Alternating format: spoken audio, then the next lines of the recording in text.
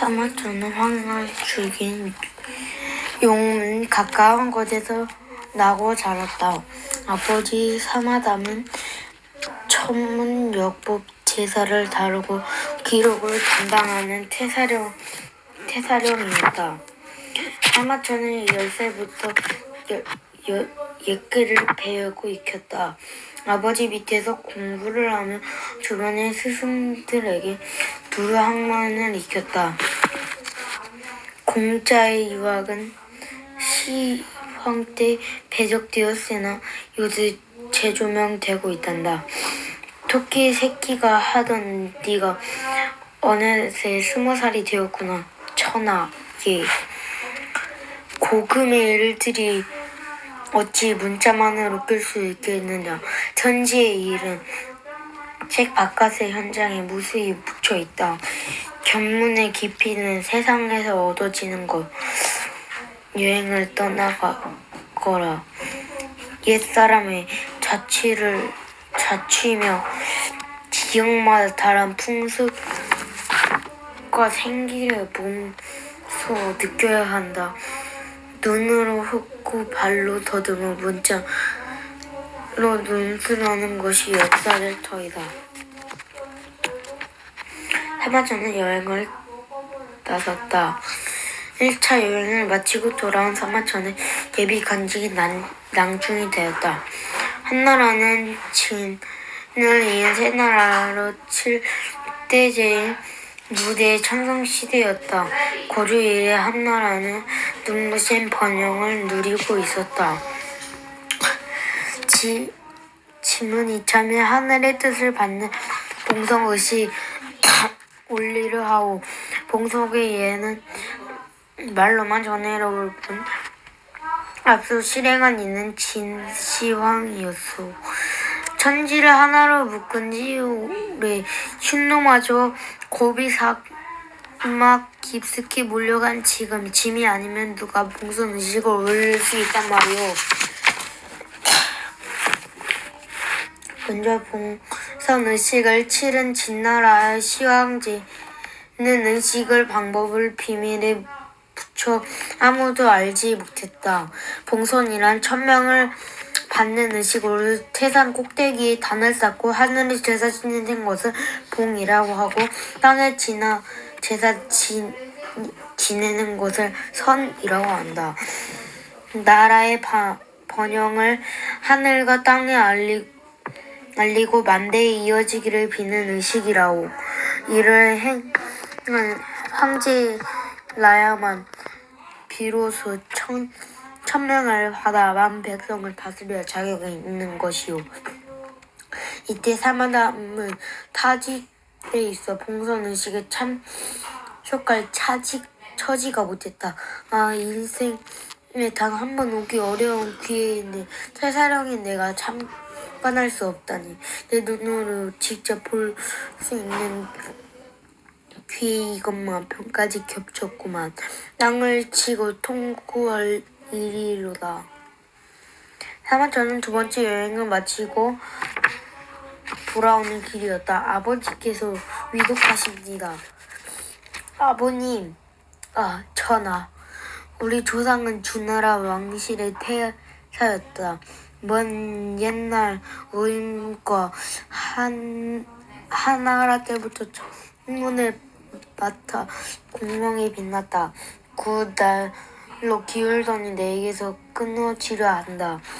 지금 천자께서 봉선을 올리는데 지켜보지 못한다니 무슨 운명이란 말이냐.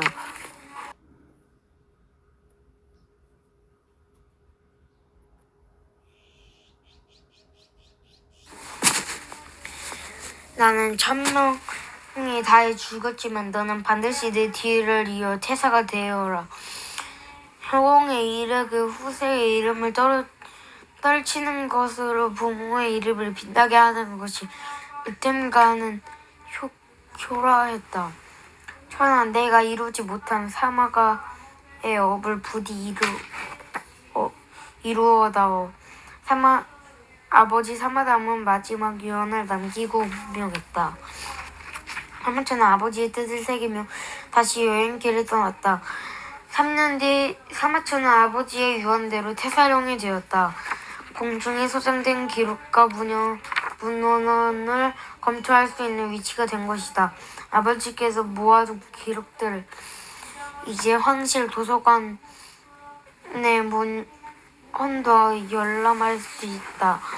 사마천은 역법을 바꾸는 일에 매진하라. 황제께서 봉산의식을 마쳤으니 새로운 달력을 만들어 세상을 펴보이라 하신다. 그때까지 한 해의 시작은 10월이었으나 새로이 만든 태초력은 1월부터 한 해가 시작되었다. 태초력은 태양력이다. 이전의 역법이 일식이나 월식 등 천문의 변화와 일치하지 않자 개정된 것으로 이후 청나라의 시연력에 이르기까지 중국 역법을 기초가 되었다. 사마천이 40대에 몰두한 일이었다. 아버지의 요지를 이루는 게 늦었지만 이 일을 통해 천문과 자연을 깊이 관찰했다. 역사랑 천지 안의 시간 속에서 빚어지는 사람 사이의 관계이거늘 이후 사마천은 비로소 사기를 집필을 하기 시작했다. 사마천 48세 흉노를 토벌하러 간 이령 장군이 적에게 투항을 했다네. 뭐? 사마천에서 먹구름이 다가오고 있었다. 북방 원정에 나간 장군 이령이 5천 병사로 흉노군 1만을 베고 8만 적군에 포위되어 급기야 항복한 사건이 일어난 것이다. 장군과 우리 군사들이 스스로 사투를 벌였으나 역부족으로 기어이 죽음을 두려워하지 않던 이령의 군대가 아니더냐.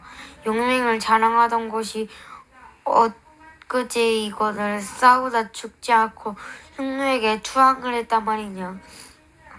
초장의 흉노를 제압하더니 뒷심이 빠져버렸구먼. 8만의 적군에게 무리였어.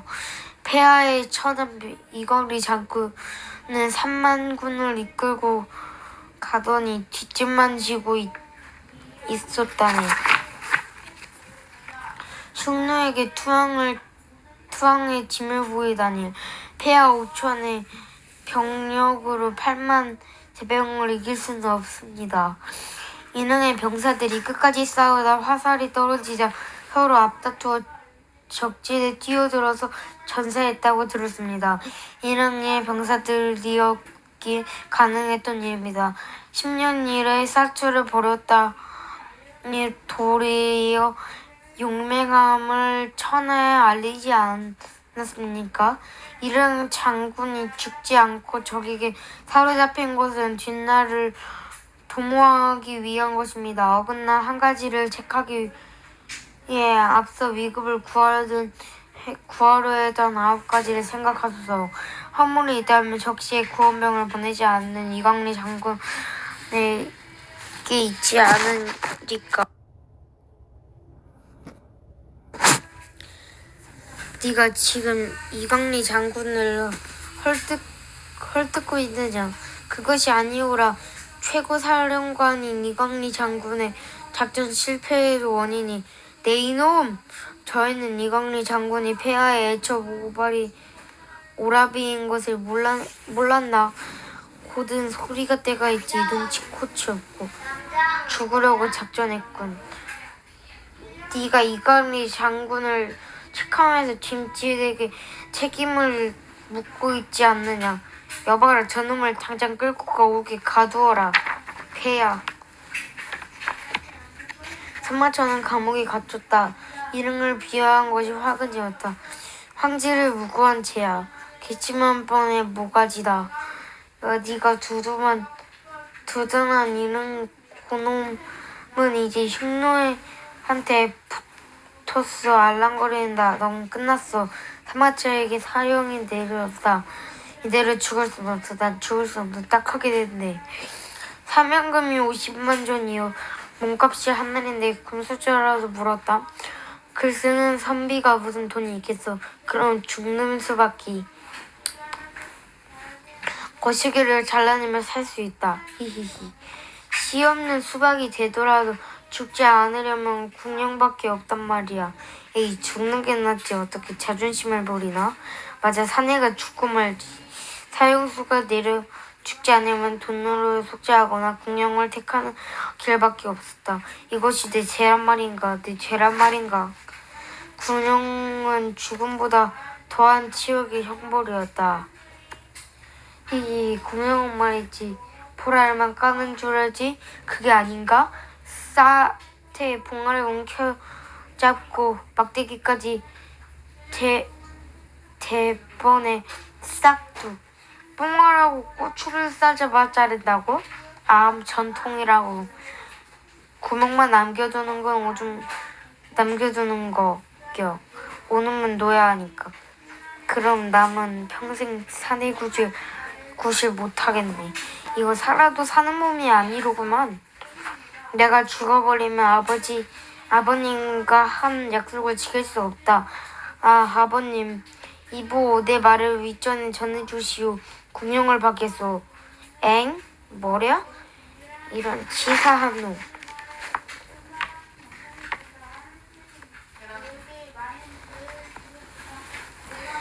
궁령 고안과 성기를 한꺼번에 자르고 유두만 남긴다. 소변이 나오는 구멍을 거위털로 박아 뒤처리를 하고 시간이 지나 거위털을 통해 오줌이 나와야 뒤탈이 없다. 잘못되면 요죽증에 걸려 죽게 된다. 에라이 씨알도 없는 자식. 크크크. 죽고 말지 사내 자식이. 구차하게 목숨을 얻으려고 거세를 택해 변편치 않은 놈. 사마천은 공무 이외에 시간을 사기를 쓰는데 이래서 왔다. 나는 인간 이하의 인간으로라도 살아남아야 할 까닭이 있다. 옛날 사마천은 친구 이만에게 이때의 심정을 밝힌다.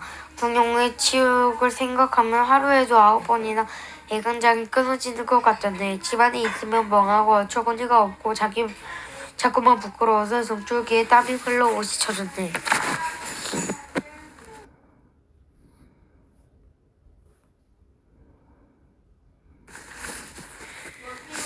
이 치욕을 견디면서까지 살아남아야 하는 이유가 무엇이 있겠나.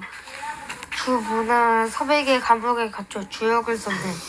공자는 공경 속에서 춘주를 지었고 구론을 쪼개는 신세로 이소를 짓고 손비는 두 다리를 자르고 변법을 전술했네.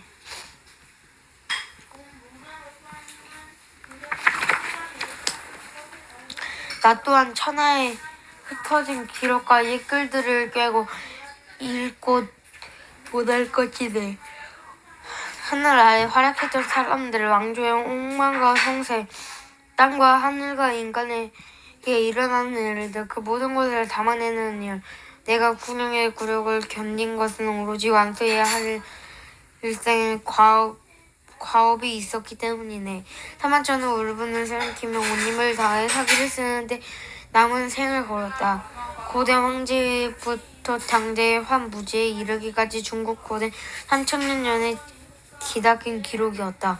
완성된 사기는 130책 52만 6,500자의 대기록이었다.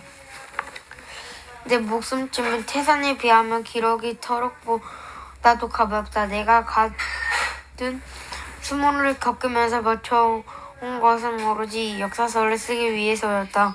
나의 일을 어떻게 평가받을지는 뒷날의 사람들에게 맡길 것이다. 중국의 역사는 사망 오제부터 시작된다. 복희, 여와, 신동, 삼왕, 황제, 전옥, 곡, 요, 순, 오제. 사망 이야기는 실제하지 않는 신화일 뿐이다. 꾸며낸 이야기를 역사로 인정할 수 있는가?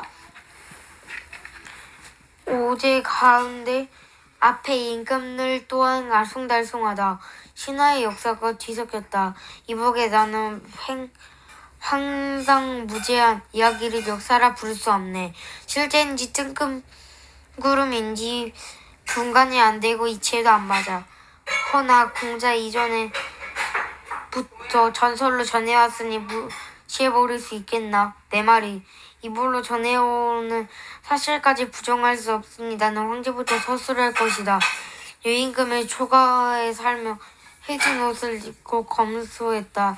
백성이 굶주리거나 죄를 지으면 자신의 허물로 돌리고 틈나는 대로 백성을 살피러 나서곤 했다.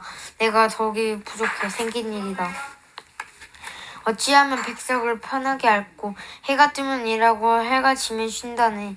밭에 갈라 배불리 먹고 새불 파서 물을 마시는 임금이 누군지 알아서 무엇하리. 얼씨구 춥고 백성은 임금이 있는지 누군지도 몰랐다. 이리 와서 물 한 모금 하기요. 요는 인자하고 지혜로웠다. 요는 부유했으나 교만하지 않고 고귀했으나 거드름을 피우지 않았다. 요는 때가 되어 자리를 물려줄 사람을 찾았다. 누가 내 자리를 이어갈까? 맏아드님이 계시지 않습니다. 아니요. 내 아들은 턱이 없고 싸움을 좋아해. 세상을 다스릴 제목이 되지 못하오. 임금의 자리를 물려지는 천하대사였다. 유임금님이 나이가 들었으나 마땅한 삶을 찾기 어려웠다. 어진 이를 기다리던 차에 허유의 소문을 듣고 친히 찾아갔다. 오, 어지럽고 밝으니요.